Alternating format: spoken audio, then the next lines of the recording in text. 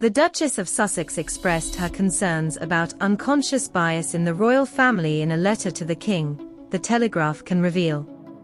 If you're enjoying the video, subscribe to the channel and turn on notifications, so you don't miss any news about the British royal family. It is understood that the correspondence was sent in the wake of the March 2021 Oprah Winfrey interview, in which the Duchess alleged that a member of the royal family had speculated about the color of her unborn son's skin. A source has said that the Duchess feels she has not received a satisfactory response to her concerns. The letters have emerged just weeks after Meghan confirmed her decision not to attend the coronation on May 6 and are thought to be one of the factors behind the decision. Sources close to the Sussexes insisted that she decided to stay in California because it was Archie's birthday. It is understood that her letter was sent in reply to one from the King. He is believed to be the only senior member of the family to make contact with the Duchess after the interview. Then Prince of Wales, he is understood to have expressed sadness over the chasm that had emerged between the two sides of the royal family. He is said to be disappointed that the Duke and Duchess felt the need to make such high-profile and damaging allegations. In the interview, the Duchess told Winfrey that there had been concerns and conversations about how dark his skin might be when he's born. A source claimed that the letters make clear the identity of the senior member of the family who made the comment. It is understood that both the King and the Duchess acknowledged that the individual's remark was not made with malice. The Duchess is believed to have thanked the King for his words. The Duchess's letter is also said to suggest that she had never intended to specifically accuse the individual involved of being a racist, but was raising concerns about unconscious bias. One royal source suggested that while the exchange was warm in tone, it had not eased the tension between the two sides.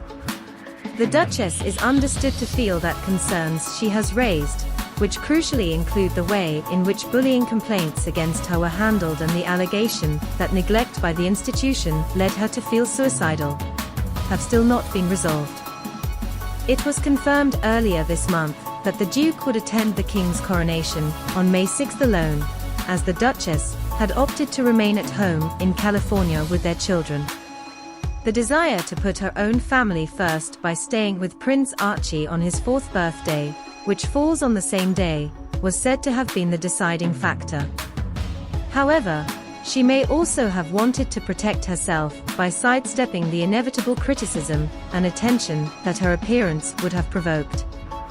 Royal sources indicated that they had never expected the Duchess to fly over for the occasion, aware that her private correspondence with the King had not been enough to prevent further mudslinging from the Sussexes.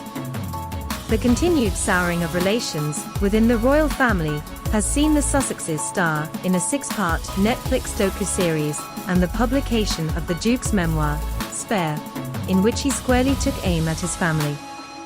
The royal race row involving Lady Susan Hussey, Elizabeth II's longest-serving lady-in-waiting, last autumn has also not helped, although the Sussexes were said to acknowledge that the incident reflected outdated attitudes held by the older generation. Lady Hussey swiftly resigned after it was claimed that she had subjected Ngozi Fulani, a domestic violence campaigner, to an interrogation over her heritage at a Buckingham Palace event. Prince William was quick to convey his own disappointment in his godmother via a spokesman, who said he agreed with the course of action. The speed with which the palace dealt with the furore appeared to prove that the Sussexes' allegations had made their mark. The palace is also aware of the Sussexes' frustration that initial email correspondence about the coronation made no reference to their children and their potential involvement.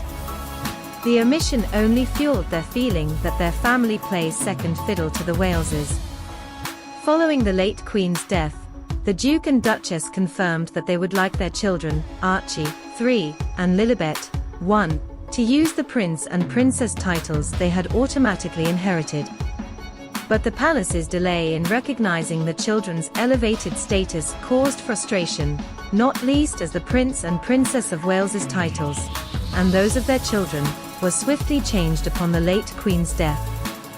The Duke of Sussex made clear in television interviews in January that he was holding out for an apology from his family, when he insisted he wanted to reconcile with the King and the Prince of Wales. Tensions with Charles were soothed when the King did eventually reach out to his son and the pair had a heart-to-heart, shortly before the Duke confirmed his attendance at the coronation. But there were no such overtures to Meghan, with whom relations with the Prince and Princess of Wales remain at rock bottom. The Duchess told Winfrey that several conversations had taken place between the unnamed member of the royal family and the Duke about what their unborn son would look like.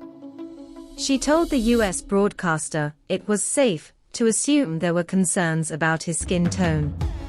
She declined to name the person involved, saying, "I think that would be very damaging to them." The Duchess did not use the word racist about the incident during the interview. The Duke also refused to elaborate further, but suggested that it was just a single conversation that had taken place. "It was awkward.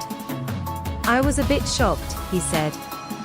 At the time of the interview, the King, then the Prince of Wales, was said to have been deeply concerned about the racism allegations, which prompted crisis meetings at the highest level of the institution. Sources suggested he felt let down by his son and daughter-in-law, who he had supported more than he would care to say.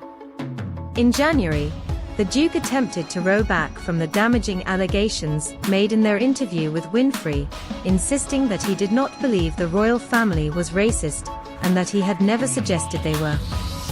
The claim about the comment about Prince Archie was not repeated in his memoir. The Duke told ITV's Tom Bradby that when he and the Duchess revealed that a member of the family had raised concerns about the color of their unborn son's skin, they were not accusing them of racism. Asked if he would not consider that essentially racist, he replied, "I wouldn't, not having lived within that family." The comment was considered an olive branch from the Duke to his family, and an apparent about-turn, after the palace was engulfed in a race crisis in the wake of his claims. The Sussexes' disclosure about the alleged incident caused shockwaves around the world and proved incredibly damaging to the monarchy, prompting the late Queen to issue her response. Recollections may vary. The King has long championed multicultural Britain, and firmly believes it is his role to protect and celebrate such diversity. He has recently given his backing to a research project into the royal family's historical links to the slave trade, having previously expressed his personal sorrow over the suffering of transatlantic slaves. It has raised the prospect that the King might even be prepared to pay reparations, although the palace has insisted it is too early to discuss it. The Duchess has expressed disappointment at the lack of support she received from the institution during her time as a working member of the family, when she felt she was subjected to a volley of racist abuse from which she was unable to protect herself. While the issues raised during the racism row have never been resolved, the Duchess is said to have moved on and does not hold a grudge. However, simmering resentment was only exacerbated following the death of Elizabeth II, when the Sussexes felt they were treated appallingly by the royal family. A failure to personally inform the Duke that his grandmother had died before putting out a public statement was followed by an apparent about-turn over the Duke's right to wear military uniform, and an invitation sent in error to a state reception at Buckingham Palace. Despite putting on a united front with the Prince and Princess of Wales when the foursome greeted well-wishers in Windsor, the tension behind the scenes was palpable. Did you like the video? Then subscribe to the channel and turn on notifications, so you don't miss any news about the British royal family. Until the next video.